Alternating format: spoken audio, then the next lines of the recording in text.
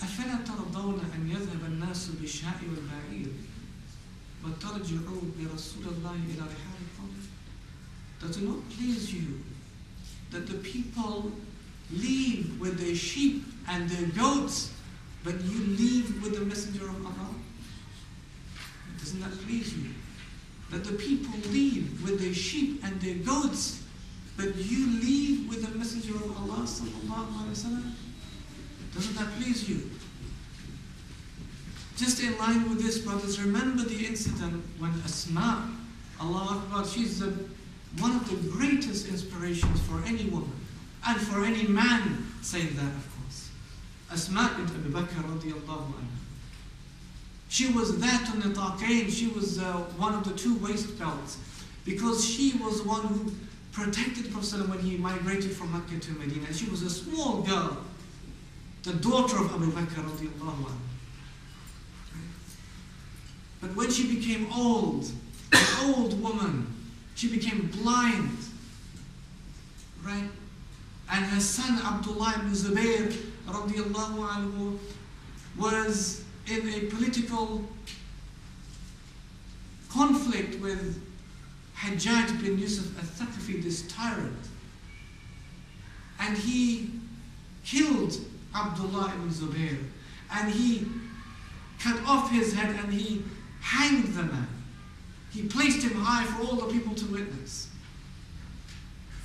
But then this old, frail woman came out of her home pleading with the man to release her son's body.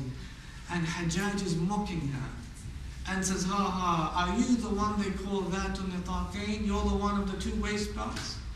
She said, I am the one they call that on the Nitaqain. I am the one they say I'm the one of the two waist belts. That's true. He's laughing, ha ha. So, what do you think now about what I've just done to your son?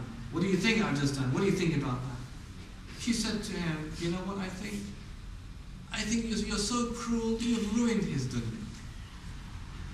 You've just ruined his dunya. You've spoiled his dunya. He has no chance of enjoying the dunya. You've ruined that for him. But I swear by Allah, he has ruined your akhirah."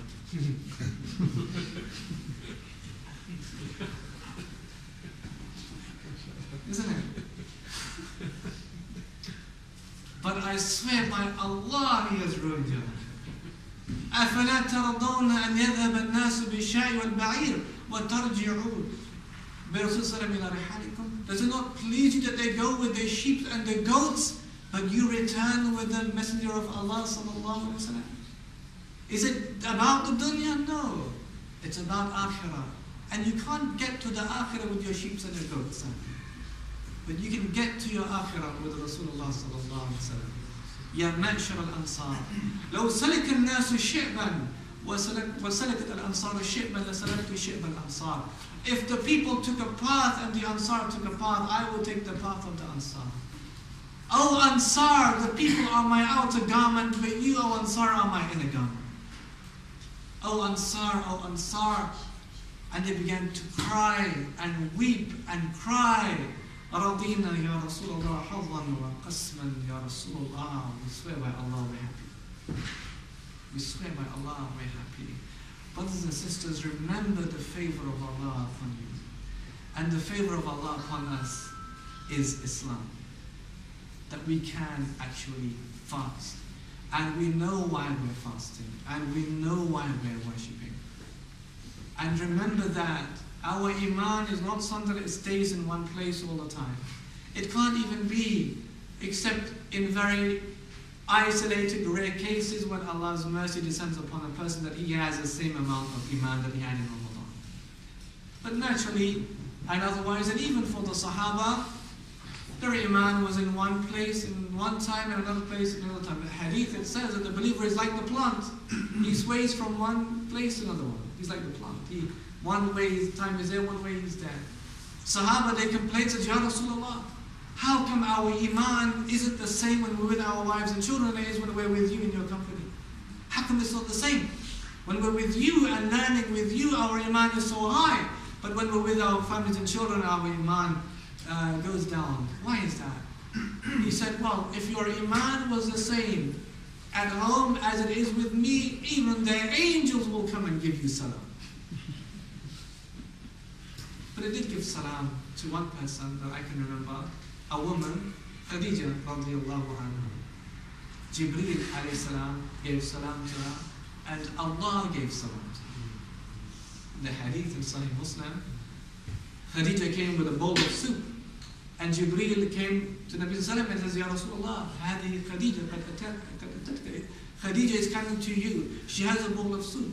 فإذا هي تتك فقر عليه السلام من ربي عز وجل مني. And when she comes, then give the salam of Allah to her and my salam. So it can happen. But to people like Khadija radiallahu anha. But in any case, our iman cannot be the same. That should not be a cause of grief and concern for us like that.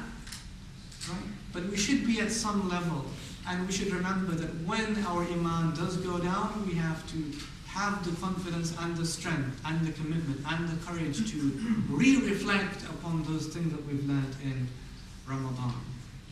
And we ask Allah subhanahu wa ta'ala for strength in doing that. How much do I have? Is it right? All right? All right. So,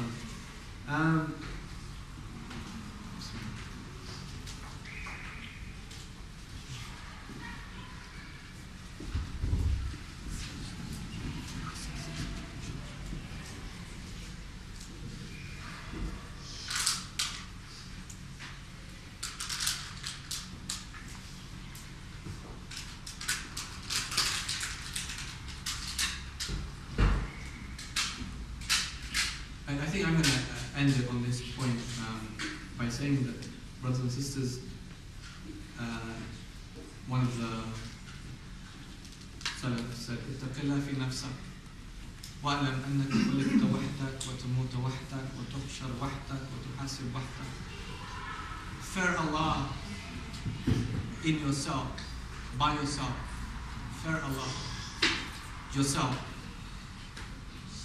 And realize that you were created by yourself, and that you will die by yourself, and you will be resurrected by yourself, and you'll be taken to account by yourself.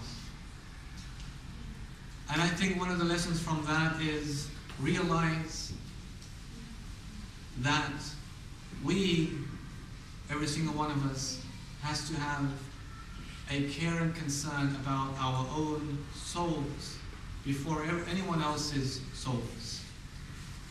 And use Ramadan for yourself before you use Ramadan for anyone else's benefit. Check yourself before you check anyone else. See, am I improving before you're so concerned about the improvement of others? Check yourself. حاسبوا أنفسكم قبل أن تحاسبوا. Account yourself, like Umar said, radiallahu anhu, before you're taken to account.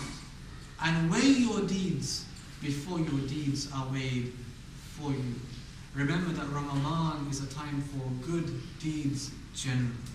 The fast, the prayer, the charity. And how much is happening in the world today? What's happening in Pakistan? What's happening in Afghanistan? What's happening in Iraq? What's happening in Chechnya, what's happening in Palestine? All of these places deserve our attention and deserve our du'as and deserve our money at the same time. So we got to spend generously in the cause of Allah. And the description of the Prophet, he was the most generous person in Ramadan. The most generous person in Ramadan, giving generously in that month. It's the month of learning, it's the month of teaching, it's the month of joining ties of kinship. It's the month of doing good deeds. Look at the example, Allahu Akbar, of Ikrimah radiallahu anhu. I mean, here's a man who woke up one day and said, you know what, to the Sahaba, I had a dream of Nabi sallallahu alaihi wasallam after his death. I had a dream of him. And he told me I would be killed today in battle. So what would you like me to tell him about you then? Sahaba began to cry. What are you talking about? What should we say? We've now become weaker in our faith? We're doing less than we did when we were with you? They couldn't say anything. They just began to cry. But on that day, in that battle, Ikrimah radiallahu anhu was injured. And he was lying in one narration with